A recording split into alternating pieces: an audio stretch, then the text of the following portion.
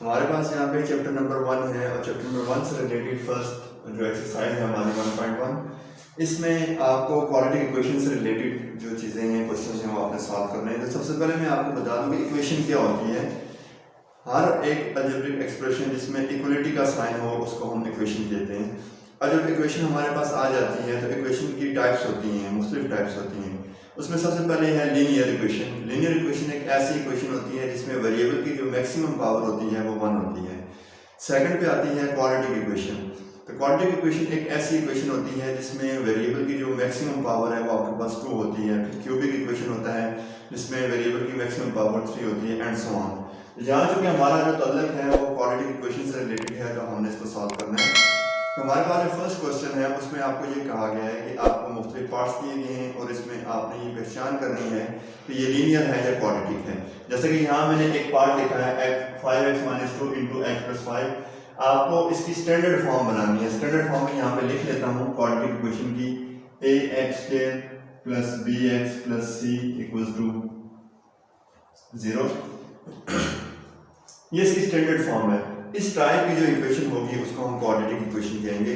और यहाँ हमने ये बताना है कि इस क्वेश्चन में ये कौन सी इक्वेशन है, लीनियर है, क्वाड्रेटिक है, क्यूबिक है, ये जो भी टाइप है इक्वेशन की वो हमने बतानी है।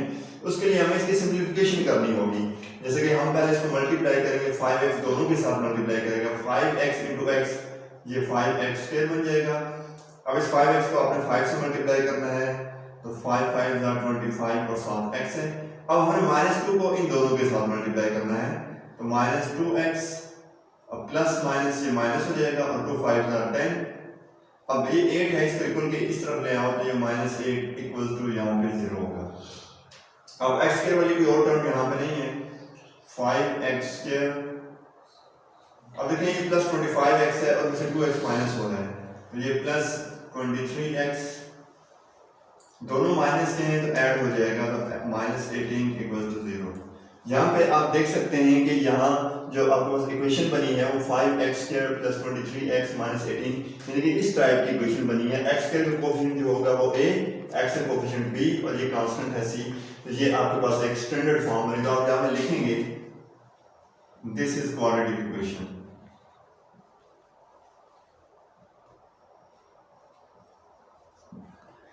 तो इसी तरह से हमने इसके बाकी पार्ट्स जो हैं वो सॉल्व करने हैं और उसमें बताना है कि क्वाड्रेटिक है या क्यूबिक है। यहाँ पर हमने एक और इसकी टाइप लिखी है। अब ये इसको आपने बताना है कि ये कौन सी फॉर्म बनती है। तो हमें इसको सिंप्लीफिकेशन करके इसकी हमने स्टैंडर्ड फॉर्म बनानी है, तभी हम बता सकते हैं। तो सबसे पहले देखें लेफ्ट हैंड साइड पे ये 2 फ्रैक्शंस हैं और दोनों आपस में माइनस हो रहे हैं। तो जब भी कोई से 2 फ्रैक्शन आपस में प्लस या माइनस हो रहे हो तो हमें उसका एलसीएम लेना होता है। तो आप देखें इसका एलसीएम जो है डिनोमिनेटर में x × x + 5 ये दोनों एलसीएम में आएंगे। अब इस एलसीएम को इस पे डिवाइड करें तो x + 5 से कैंसिल हो जाएगा, हमारे पास सिर्फ x बचेगा। तो हम x को मल्टीप्लाई करेंगे 6x + x से माइनस इसको जब इस पे डिवाइड करेंगे तो x से कैंसिल हो जाएगा, x + 5 हमारे पास बचेगा। इसको हम 2 से मल्टीप्लाई करेंगे, 2 × x + 5 = लेफ्ट हैंड साइड पे, राइट हैंड साइड पे आपके पास 5 है। अब इसको मल्टीप्लाई करेंगे दोनों के साथ, ये 6x² + x² और -2 को इस 2 को दोनों के साथ मल्टीप्लाई करें, -2x माइनस प्लस माइनस 2 × 5 = 10।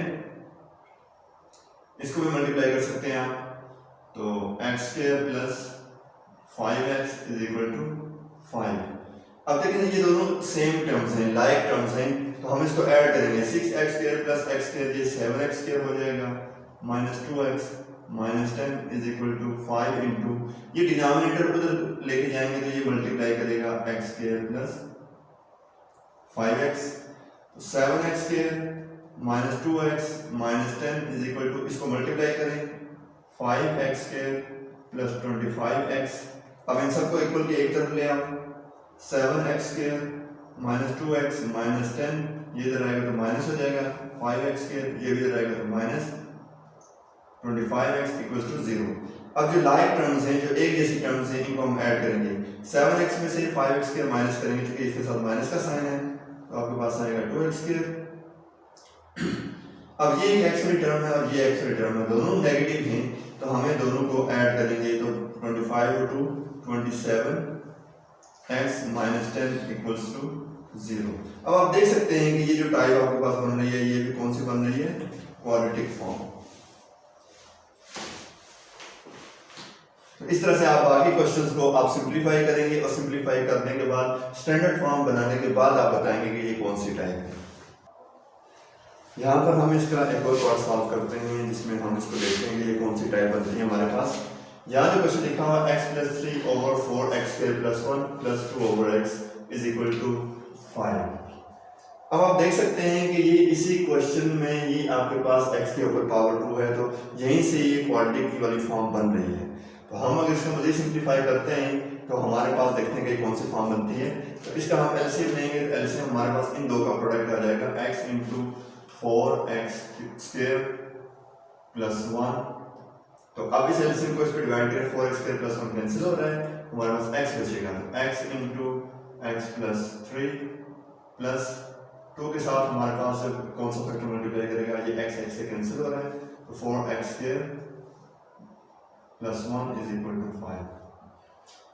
अब आप इसको मल्टीप्लाई करें तो ये आपके पास आ जाएगा x² + 3x + 4 × 2 = 8x² + 2 over x × 4x² + 1 = 5।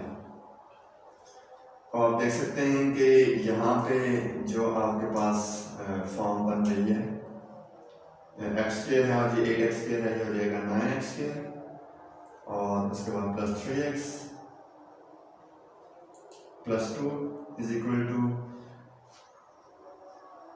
5। और अब इसको आप मल्टीप्लाई कर लें तो ये बन जाएगा 4x³ + x।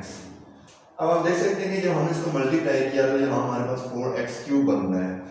अब अगर ये 4x³ उस तरफ आप जाके मल्टीप्लाई करेंगे, उसको इक्वल की तरफ ले आएंगे, जब इसको हम स्टैंडर्ड फॉर्म में बनाएंगे तो हमारे पास क्यूबिक इक्वेशन होगी, इसको हम क्यूबिक इक्वेशन कहेंगे। 9x² + 3x + 2 = 5 × 4x³ + x। तो यहाँ पे इसको देखें, 9x² + 3x + 2 = 4 × 5 = 20 x³ + 5x। अब इनको इक्वल की तरफ ले आओ, -20 x³ + 5x + 9x²। ये प्लस जब इक्वल की तरफ ले आएंगे तो इसको माइनस बनाएंगे और 9x के बाद है 3x + 2 = 0। अब यहाँ से आप माइनस को कॉमन करके इक्वल के दूसरी तरफ 0 से मल्टीप्लाई करके इसको वैनिश भी कर सकते हैं। तो यहाँ से आप देख सकते हैं कि ये क्यूबिक इक्वेशन है। लेकिन अगर यहाँ पे अगर प्रिंटिंग में मिस्टेक है तो यहाँ पे 4x + 1 होना चाहिए था।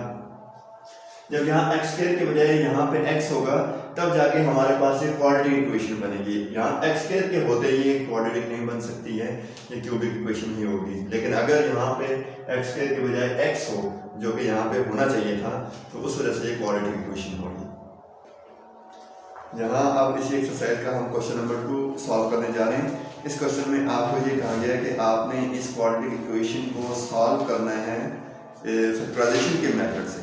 Solve the equation by using factorisation method. Quadratic equation को सॉल्व करने के वैसे बहुत सारे तरीके होते हैं, यहाँ पे हम यूज करते हैं, 3 मेथड यूज करते हैं। एक होता है बाय फैक्टराइजेशन, दूसरा होता है बाय कंप्लीटिंग स्केयर और तीसरा होता है बाय यूजिंग क्वाड्रेटिक फार्मूला।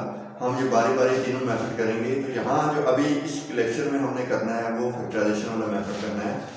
आपने फैक्टर बनाने हैं।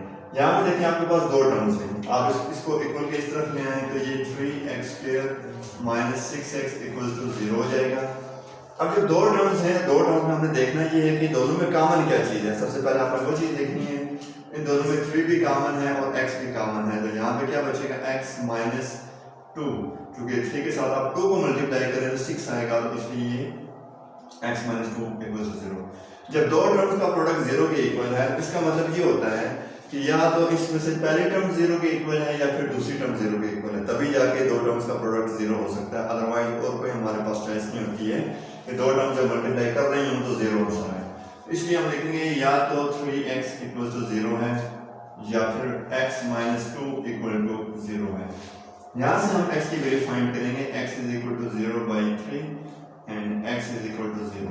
अब यहाँ से x इज इक्वल टू 2, यहाँ पे जो हमारा सोल्यूशन सेट आएगा वो आएगा 0 and 2। अब आप देख सकते हैं कि इस तरह के आपके पास दो पार्ट्स और हैं, पार्ट नंबर 2, पार्ट नंबर 3। वो आपने इसी तरीके पे इसको सॉल्व करना है कि आप इनको इनमें दोनों में से कॉमन करेंगे जो आपके पास ये फैक्टर बन जाएंगे, दो फैक्टर्स का प्रोडक्ट 0 के इक्वल है, तो आपने बारी बारी दोनों को 0 के इक्वल लेके तो वहां से x की वैल्यूज फाइंड करनी है। यहाँ पे आप देख सकते हैं कि ये एक और मैंने पार्ट लिखा है, पार्ट नंबर 3 है, बल्कि 4 है पार्ट नंबर। इसमें 3x - 1 × x + 1 = 0 है, दो टर्म्स का प्रोडक्ट 0 है। आप बात ये करते हैं कि इसको पहले मल्टीप्लाई करना शुरू कर देते हैं, मल्टीप्लाई करने के बाद एक स्टैंडर्ड फॉर्म बनती है, वहां से फिर उसकी फैक्टराइजेशन करते हैं और वो फैक्टर फिर वापस यही बनते हैं। अब ये पहले से उसने फैक्टर्स के फॉर्म में दिया हुआ है, ये दो फैक्टर्स में मल्टीप्लाई हो रहे हैं जो इक्वल टू 0 है। आप इसको यहीं से कंटिन्यू करें कि अगर दो टर्म्स का प्रोडक्ट 0 के इक्वल है, इसका मतलब ये होगा कि 3x - 1 = 0 या फिर x + 1 = 0 है। यहाँ से हमने x की वैल्यू फाइंड करनी है, 3x = 1, x = 1/3। यहाँ से x = -1 आ जाएगा। यहाँ आप इसका सोल्यूशन सेट लिख सकते हैं -1 and 1/3। इसी से मिलता जुलता आपका एक पार्ट और भी है, 2p + 5 × p + 5, दो टर्म फैक्टर्स हैं, उसका प्रोडक्ट 0 के इक्वल है, तो आप उसको बारी बारी 0 के इक्वल लिख के तो इसका सोल्यूशन फाइंड कर सकते हैं। अब हम देख सकते हैं यहाँ एक और पार्ट है इसी का, और इसको कहा गया है कि आपने फैक्टराइजेशन के जरिए इसको सॉल्व करना है। तो फैक्टराइजेशन से सॉल्व करने के लिए सबसे पहले इसकी स्टैंडर्ड फॉर्म होनी चाहिए। हम स्टैंडर्ड फॉर्म बनाने के लिए इसको सिंप्लीफाई करेंगे। अब देखिए यहाँ एक फ्रैक्शन है और ये एक दूसरा फ्रैक्शन है और इसके दरमियान आपके पास इक्वलिटी है, तो इसको आप क्रॉस मल्टीप्लाई कर सकते हैं। क्रॉस मल्टीप्लाई से मुराद ये है कि ये x और ये इसका 3x - 5 आगे इस x के साथ मल्टीप्लाई करेंगे, इज इक्वल टू इधर x - 7 है, इसका डिनोमिनेटर उधर जाके उसको मल्टीप्लाई करेगा x - 6। अब इनको हमें मल्टीप्लाई करना है, तो x को 3x से मल्टीप्लाई करेंगे 3x² - 5x। अब x को पहले दोनों से मल्टीप्लाई करें, x × x x²। अब x को -6 से मल्टीप्लाई करेंगे तो -6x। -7 को अब दोनों से मल्टीप्लाई करें -7x, माइनस × माइनस प्लस हो जाएगा, 7 × 6 = 42। अब आप देखें कि यहाँ पे 3x² - 5x है, इज इक्वल टू, इसको मजीद सिंप्लीफाई कर लें, x², ये लाइक टर्म्स हैं जो एक जैसी टर्म्स होती हैं, दोनों नेगेटिव हैं तो ये ऐड हो जाएंगी, 13x हो जाएगा प्लस 42। अब इसको इक्वल की आप इस तरफ ले आए सबको, तो 3x² - 5x - x² plus 13x - 42 = 0। Equal की जब दूसरी तरफ लेके जाएंगे तो साइन चेंज हो जाते हैं। अब आप इसको सिंप्लीफाई करें, 3x² से x² आप माइनस करेंगे तो आपके पास 2x² आ जाएगा, -5x प्लस 13x। ये बड़ी रकम के साथ पॉजिटिव का साइन है, इसलिए पॉजिटिव आएगा। 13 में से आप 5 माइनस करें तो 8 आएगा, 8x एंड -42 = 0। अब आप इसको यहाँ भी सॉल्व कर सकते हैं और अपनी आसानी के लिए इसको मजीद रिड्यूस भी कर सकते हैं। हमें मैक्सिमम क्या 2 कॉमन कर सकते हैं इसमें से, x² 2 के साथ किसको मल्टीप्लाई करेंगे, 8i 4 माइनस, अब 2 के साथ 21 को मल्टीप्लाई करें तो हमारे पास 42 आता है। अब ये 2 जाके डिनोमिनेटर, ये जो 2 इधर प्रोडक्ट में है, इसको अगर इक्वल की दूसरी तरफ लेके जाएंगे तो यहाँ पे 0 को डिवाइड करेगा तो 0/2 0 आ जाएगा, इसलिए मैं यहीं पे इसको खत्म कर देता हूँ। तो x² मैं यहाँ मेंशन कर देता हूँ, ये क्या हो जाएगा 0, x² प्लस 4x - 21 = 0। अब यहाँ पे आपकी फैक्टराइजेशन होती है कि आपने इसका फैक्टराइज करना है, तो इसका मैं तरीका आपको बता देता हूँ और इसी मेथड पे आपने हर क्वेश्चन को फैक्टराइज करना है। फैक्टराइजेशन में ये होता है कि जो इसका सेंट्रल डिजिट होता है, इसको हमने दो ऐसे डिजिट में ब्रेक करना होता है कि उन दो डिजिट्स को अगर हम मल्टीप्लाई करें तो इन दो का प्रोडक्ट आना चाहिए, और अगर उसको प्लस माइनस करें तो ज़रा सेंटर वाली टर्म होगी, इसको हम प्लस माइनस करेंगे। हम अगर देखेंगे आपके पास जो पहला डिजिट है और आखिरी डिजिट है, इनका प्रोडक्ट क्या बन रहा है, -21x²। आप जो फर्स्ट और सेकंड लास्ट को जो मल्टीप्लाई करते हैं तो -21x² आता है, अब सेंटर में 4 है। अब कौन से 4 को आप कौन से दो ऐसे डिजिट्स में ब्रेक कर सकते हैं जिसको अगर आप मल्टीप्लाई करें तो ये 21x के है। सबसे पहले देखिए 21 किससे आता है, एक 7x होता है और एक 3x होता है। अगर हम 7x और 3x को मल्टीप्लाई करें हमारे पास 21x के आ सकता है। अब दूसरी चीज आपने ये देखनी है कि इनको प्लस या माइनस करके हमारे पास सेंटर वाला डिजिट बन रहा है। अब देख सकते हैं कि 7x में से अगर 3x को हम माइनस करें तो हमारे पास 4x आ रहा है। तो अब दूसरी चीज है कि इसके साइन देखने हैं, आपने अलामतें देखनी है। तो पहले ये देखिए कि प्रोडक्ट में आपके पास जो आ रहा है वो माइनस आ रहा है। जब प्रोडक्ट में माइनस सिर्फ उस सूरत में आता है जब दो रकमों में से किसी एक के साथ माइनस हो। अब इसका मतलब ये है कि हमारे इन दोनों रकमों में से किसी एक के साथ माइनस होना चाहिए। अब वो रकम किस रकम के साथ होना चाहिए वो हम सेंटर वाली टर्म को देख के बताएंगे। सेंटर वाली टर्म जो है ये ऐड करके आती है। तो एडिशन में आपके पास देखें पॉजिटिव आ रहा है। तो पॉजिटिव उस सूरत में आता है जब एडिशन में जब बड़ी रकम के साथ पॉजिटिव का साइन हो। तो इसका मतलब ये हुआ कि ये 7x जो है पॉजिटिव होगा और 3x जो होगा वो नेगेटिव होगा। अब ये जब फैक्टर इसको हमने इसके दो डिजिट्स हमने बना लिए, 7x में से 3x निकाले तो 4x आता है। अब x के इसी तरह रखेंगे तो ये दो डिजिट्स जो होते हैं ये सेंटर वाले की जगह रिप्लेस करेंगे हम, क्योंकि 4x को हमने ब्रेक किया प्लस 7x माइनस 3x, यानी कि 4x को हमने इस दो के फॉर्म में लिखा है और माइनस 21 इक्वल टू 0। अब दो के फैक्टर बनाने हैं आपने, ये दो के फैक्टर बनाने हैं और इन दो के फैक्टर बनाने हैं, पेयर बनाने हैं। अब देखिए इन दो में से क्या चीज कॉमन हो रही है, तो x कॉमन है दोनों में से, तो x प्लस 7 बचेगा। इन दोनों में माइनस 3 कॉमन है, तो यहाँ x प्लस 7 बचेगा इक्वल टू 0। अब आप देखेंगे जब आप फैक्टराइजेशन करते हैं तो ये ब्रैकेट में जो बचने वाली चीजें हैं ये मोस्टली सेम होती हैं। मोस्टली क्या ये सेम होती हैं, अगर सेम नहीं है तो आप देखेंगे कहीं आपने कोई मिस्टेक नहीं की है। अब इन दोनों में देखिए x प्लस 7 फैक्टर कॉमन हो रहा है। दोनों में से जब आप x प्लस 7 कॉमन करते हो तो यहाँ प्रोडक्ट में x माइनस 3 बचता है विच इज इक्वल टू 0। अब ये आपके पास वो वाली फॉर्म बन गई है जो अभी हमने प्रीवियस लेक्चर में सॉल्व की है। ये दो टर्म्स का प्रोडक्ट 0 के इक्वल है, तो यहाँ से आप इसको लिख सकते हैं कि x प्लस 7 इक्वल टू 0 या फिर x माइनस 3 इक्वल टू 0। यहाँ से x की वैल्यू आपके पास माइनस 7 आएगी और यहाँ से x की वैल्यू 3 आएगी। फाइनली आप इसका लिखेंगे solution set is equal to minus 7 and 3। तो यहाँ पे ये आपके क्वेश्चन का मतलूबा सोल्यूशन है। यहाँ पर हम एक और क्वेश्चन सॉल्व कर रहे हैं जिसको फैक्टराइजेशन के मेथड से सॉल्व करना है। Minus 3p square plus 27p minus 54 equal to 0। आप सबसे पहले ये देखें कि क्या इनमें से कोई चीज़ कॉमन होती है या नहीं होती है। अगर वो कोई कॉमन हो रही हो तीनों में से तो हम पहले वो कॉमन कर लें ताकि ये थोड़ी सी रिड्यूस हो जाए। आप देख सकते हैं कि 3 तीनों में कॉमन है, तो यहाँ माइनस है यहाँ भी माइनस है, तो हम इस माइनस को ख़त्म करने के लिए हटाने के लिए हम माइनस 3 कॉमन कर लेते हैं। यहाँ पे हमारे पास p स्क्वायर बचेगा। अब क्योंकि माइनस कॉमन किया है यहाँ पॉजिटिव था तो यहाँ नेगेटिव आ जाएगा। तो 3 के साथ हम किसको मल्टीप्लाई करेंगे, 27 आता है तो 9 आएगा। अब देखिए माइनस था जो हमने कॉमन किया और ये पॉजिटिव हो जाएगा। अब 3 के साथ हम अगर 18 को मल्टीप्लाई करें तो हमारे पास 54 होता है। तो मतलब ये है कि आपके पास जो रिड्यूस होने के बाद जो बची है आपके पास इक्वेशन वो ये बची है इक्वल टू 0। अब माइनस 3 को इक्वल टू दूसरी तरफ लेके जाएंगे तो इधर बचेगा p square minus 9p plus 18 equal to 0 over minus 3। अब ये 0 जब 3 को माइनस डिवाइड करेगा तो ये 0 हो जाएगा। p square minus 9p plus 18 is equal to, इसको डिवाइड करें तो 0। अब यहाँ पे वही जो मैंने अभी थोड़ी देर पहले आपको बताया था कि आप देखें कि पहली और आखिरी टर्म का प्रोडक्ट जो है वो आपके पास क्या आ रहा है 18p स्क्वायर और सेंटर में है 9p। आपने 9p को दो ऐसे डिजिट्स में ब्रेक करना है कि आपके पास जब उनको मल्टीप्लाई करें तो 18p स्क्वायर आ जाए और प्लस माइनस करें तो आपके पास 9p आए। आप देख सकते हैं कि वो दो डिजिट्स हैं, एक 6p है और एक 3p है। अगर आप इन दोनों को मल्टीप्लाई करें 6 3 18p इंटू p स्क्वायर मतलब प्रोडक्ट इनका 18p स्क्वायर आ रहा है। पॉजिटिव है तो हमारे पास पॉजिटिव ही आना चाहिए। अब अगर देखें 6 में से 3 को माइनस करें तो 3 आ रहा है, हमें -9 चाहिए।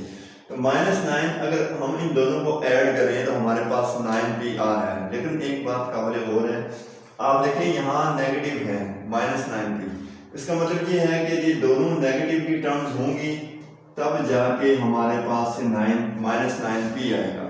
और आपको पता है कि नेगेटिव इंटू नेगेटिव जो मल्टीप्लाई करते हैं तो हमारे पास पॉजिटिव बन जाता है। तो इसका फाइनली जो आपके पास दो फैक्टर जो आए इसके तो -6p और -3p है। अब इसको हम रिप्लेस कर देंगे सेंटर वाले की जगह पे, p square -6p -3p plus 18 equal to 0। यहाँ पे अक्सर आप लोगों को ये कंफ्यूजन भी क्रिएट होती होगी कि हमने ये फैक्टर लिखे हैं तो ये हम इसको 6p को हमने पहले लिखा, 3p को बाद में लिखा। अगर हम 3p को पहले लिखते 6p को बाद में लिखते तो इससे क्या फर्क पड़ता? इससे कोई फर्क नहीं पड़ता आपके इस क्वेश्चन पे, चाहे आपकी 3p को पहले लिखें या 6p को पहले लिखें। बस दो फैक्टर्स हैं, ये दोनों फैक्टर्स लिखे होने चाहिए, चाहे आप जिस तरीके से भी जिस इस असेंडिंग आगे या पीछे करके जो भी तरतीब से लिखें इससे कोई फर्क नहीं पड़ेगा। अब आप देखेंगे इन दोनों में क्या चीज़ कॉमन है, तो आप देख सकते हैं कि p कॉमन है, p -6 बचेगा। इन दोनों में आप देखेंगे यहाँ -3 है तो -3 कॉमन लें, तो यहाँ से p बचेगा। अब चूंकि यहाँ पॉजिटिव था हमने माइनस कॉमन लिया हुआ है तो यहाँ पहले से पॉजिटिव है तो यहाँ नेगेटिव आ जाएगा। 3 के साथ 6 को मल्टीप्लाई करें तो आपके पास ये बनेगा।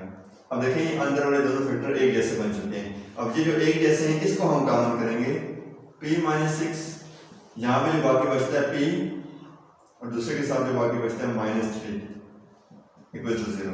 अब दो टर्म्स का प्रोडक्ट 0 के इक्वल है तो हम बारी बारी इसको 0 के इक्वल रखेंगे, p -6 equal to 0 and p -3 equal to 0।